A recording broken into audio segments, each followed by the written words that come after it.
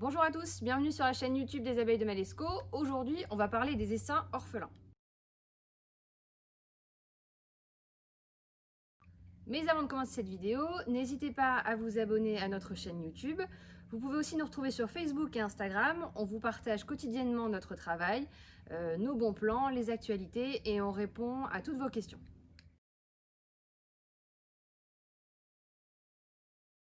Un essaim orphelin, c'est un essaim qui n'a plus de reine.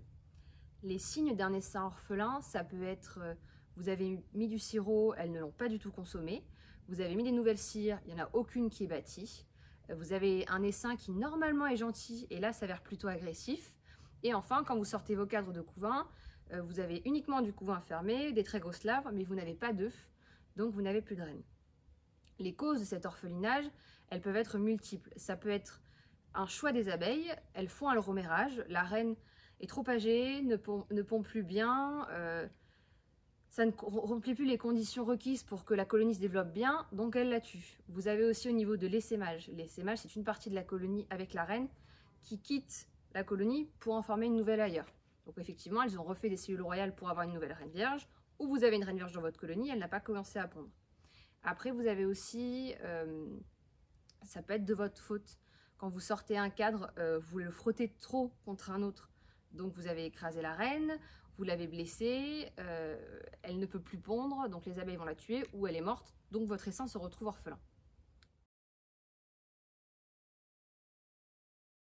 Que faire? Alors, vous avez plusieurs solutions. Déjà, une fois que vous avez fait le constat qu'il est orphelin et que vous savez entre guillemets pourquoi, ça va beaucoup plus vite. Si votre essaim est orphelin à cause d'un essaimage, on laisse faire, on ne touche à rien. Elles ont refait une reine. La colonie ne part pas en laissant les autres livrés à une mort certaine. Donc vous avez soit des cellules royales, soit une reine vierge. Donc vous nourrissez, vous laissez tranquille et vous revenez dans l'idéal en fait à partir du moment où la colonie essaime, il faudrait laisser 4 semaines pour que vous ayez une nouvelle reine qui a commencé à pondre. Donc on nourrit, on laisse tranquille. Si c'est le cas d'un reménage, pareil, c'est voulu, c'est leur choix, donc elles ont des œufs pour refaire une cellule royale.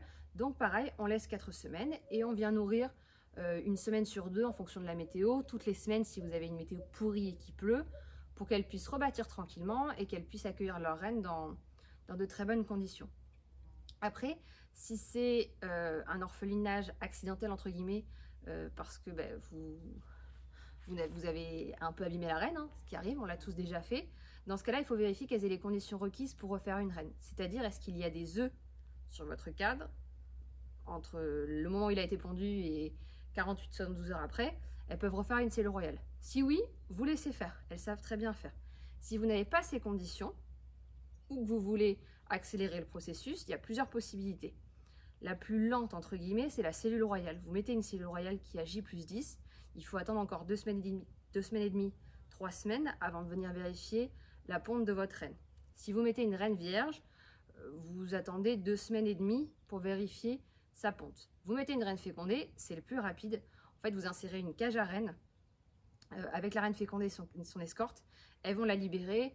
Vous venez 72 heures à une semaine après si vraiment vous n'avez pas le temps.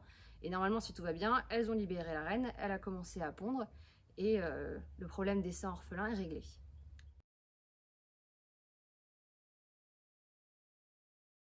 À savoir qu'il y a une autre solution qui est possible si vous avez plusieurs ruches.